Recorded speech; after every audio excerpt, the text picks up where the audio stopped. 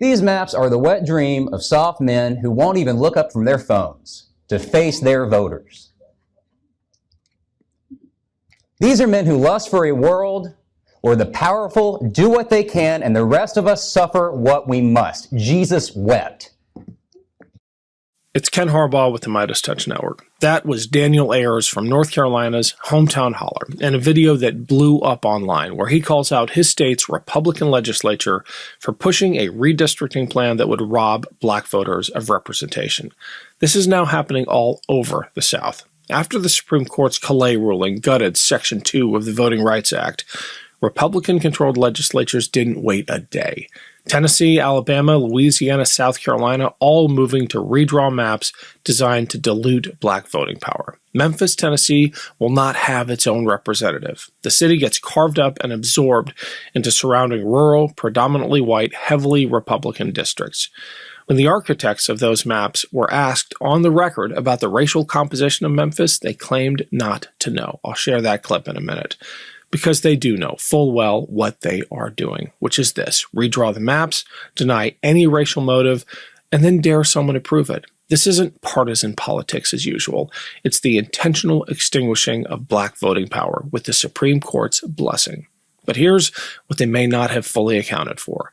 Most of these maps are being drawn using data that reflects Republican gains among minority voters that have already evaporated. If we can build a broad pro-democracy coalition, one that connects kitchen table issues like cost of living and school funding to the fundamental right to have your vote count, we can turn seats that look like R+7 or R+9 on paper into genuine battlegrounds. North Carolina recently had local races decided by a few hundred votes. That margin disappears fast. Remember this: they think they have to gerrymander because they know they're losing. Come November, let's teach them a lesson they will never forget. Outlets like the Hometown Holler are a big part of how we're going to pull this off. Daniel Ayers and Quinn are doing the kind of embedded, relentless local reporting that state legislators are terrified of. Daniel and Quinn show up to public hearings, and they ask the questions that the national media never gets around to. As local newsrooms vanish across the country and state legislatures operate with less scrutiny than ever, that local reporting is the last line of accountability. Here's my conversation with Daniel and Quinn from the Hometown Holler. Quinn, Daniel, great to have you on. Daniel, you reposted this incredibly viral, incisive, emotional, direct video about the stakes of gerrymandering and who is doing it. And let's cut to the chase here. There is a reason that southern states are doing this. I say this as a kid who graduated from high school in Alabama. I understand the South. And unless people who look like us stand up and act as allies, that's right, this is going to keep on happening. I mean, this is about disenfranchising black voters, but it's about undermining democracy fundamentally. And unless white men in particular begin to shoulder some of the burden, we're going to lose it. We're going to lose the democracy. Absolutely. Yeah, I mean, they're just buzzsawing through the southern states now right after the Supreme Court decision, right? I mean, we're seeing Louisiana change pace. Then we've got Tennessee, Alabama, South Carolina. North Carolina was a little bit before the curve. We redistricted in October to do a +1. So even though when you're looking at it on the news and you just see, oh, they're just adding one seat here, one seat there, those one seats add up quickly to being a supermajority, because right now it's a razor-thin majority in Raleigh. Yeah, and as you said, Ken, here in North Carolina, as across the nation, this is all born of fear and contempt for black voting power and the black engagement with our democracy. So you really can't remove that element of racism from this. The district in North Carolina that was targeted, spliced up, that was a black district represented by Don Davis, and so this really was a surgically precise attempt to dilute the power of black voters here in North Carolina. And again, we're seeing that in Tennessee. We're seeing that in many places across the country. Well, let's talk about that Supreme Court decision to provide the context. It was a 6-3 vote in the majority opinion. It's the Callais decision. It was narrowly focused on Louisiana, but it's almost as if the southern states next in line were tipped off. I mean, they were ready to go within, it seemed, minutes of that case being handed down. An incredibly controversial case, by the way, which is normally the kind of thing reserved for June. But they came out with it now. focused on Virginia, but, Tennessee and Alabama and Mississippi, these states are lining up to make sure that their congressional delegations aren't going to have black people in them. That's basically what it comes down to. Mm-hmm. Yeah, we're seeing that since this happened, they're chomping at the bit, right? They knew that they were going to be able to silence the black vote, and that's what they went to do. This after the vote, I think, what was it? Specifically, Section 2 of the Civil Rights VRA, Act, the Voting Rights Act, 1960. Yep. Yeah, the Voting Rights Act. It definitely made it so now they can dilute majority, like minority district, and they were ready to do it. Some people can argue that this is just because the Republicans want to have the majority at the Capitol Hill. But when you look under the surface, especially what just happened in the Tennessee case, it's about silencing black votes. And you're right. If we don't stand up as people that look like us, it's not going to change. Well, and we saw this in North Carolina when this is happening. And when these maps are revealed, you hear people say on the record, race was not a factor in this decision. We didn't look at any racial data. Race had nothing to do with this. We saw it here with Ralph Hayes and all those jokers. And then they go out and say, this was all just partisan data, right? Because yeah. Hey, Daniel, I'm gonna pause you right there because I want to cut to this video of testimony in Memphis where one of the architects of the new maps is being questioned about the racial makeup of Memphis, Tennessee, and is unable to provide an answer, knowing full well that it's a race question, and he is just not willing to admit it. Here's the clip. Are you aware that Memphis is predominantly African American? I am not. So to my sponsor, who went to law school at the University of Memphis and lived there for 3 years, you're telling me you're not aware that Memphis is predominantly African American. Am I correct? Senator Lamar, he's answered that. Why are we redistricting now? Why are we doing this after regular session has already concluded? There's an election this fall of who's going to control the House of Representatives. We want Republicans to maintain control of the House of Representatives. Back to you, Daniel. A clear example of these white, Southern, almost all male legislators just lying through their teeth to pass these racially biased maps without being able to admit they're racially biased, because that would run afoul of the SCOTUS decision. That's right. I mean, I said this in the video that is now gone viral, or at least I said something to this effect. And I really think that what we are seeing across the nation right now is the we are seeing a gaggle of soft old men who are determined to do to our democracy what they can no longer do to their wives. A gaggle. That is, and the guy in that clip, right? I mean, he's either incredibly ignorant or despicably disingenuous, and I don't think he's ignorant.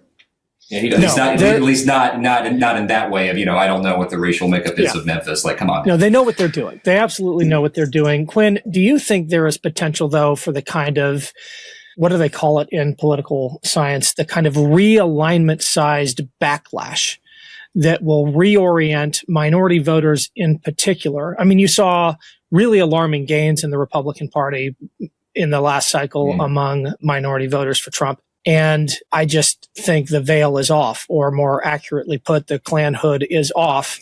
And this might be the thing that results in those supposedly safe Republican seats, R plus 5, 6, 7, going Democratic. Is that too much to hope for? No, I don't think it's too much, right? Like, I mean, if we want to say, is this the straw that broke the camel's back? Sure. But I think that a lot of things have led to this changing of tides, right? We're hearing about this blue wave coming through. This is one of those notches in the belt that Trump administration has put in since being elected. And this really might just tip the scale of having the thumb put on to make folks realize that they're not here for you. They're not lowering our gas prices. And on top of that, they want to cut you and your family out of having a voice. And so I definitely think there's going to be a realignment coming.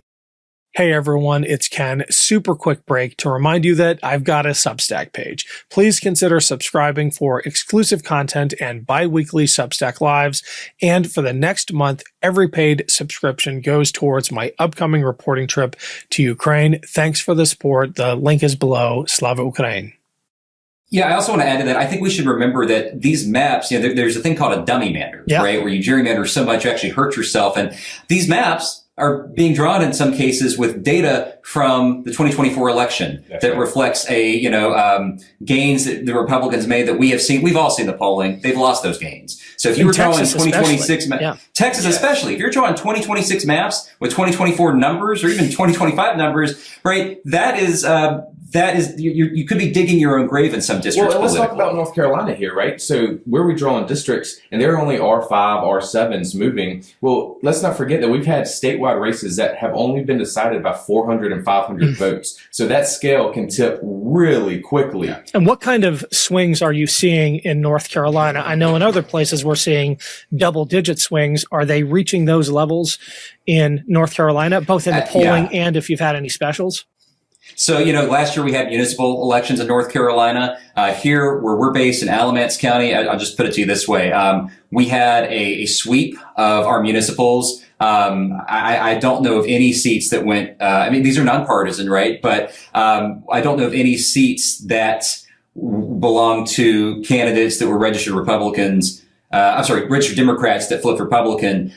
We saw on a municipal level, not just a blue wave, but like a blue tsunami, right? We saw this is across the 100 counties. Absolutely. And we're also seeing right now with the Senate race with Roy Cooper, Michael Whatley. He's constantly polling Roy Cooper, the Democratic candidate. He's pulling double digits ahead. Also, just like the Supreme Court race, Anita Earls. Normally, you don't hear a lot about a state Supreme Court race. It's right. A race that oftentimes, especially when you've got a marquee Senate race, but people are talking about this state Supreme Court race like it's the Super Bowl. So I really, something is happening here in North Carolina. We are not the same state that we were in 2024. Obviously, it's that's the thing about North Carolina. It's anybody's game here. We are the battleground of battleground states, and we're the state that Trump won by the least amount. So to say when you win by a landslide in North Carolina, that means you got more than 2% of the vote. That's right.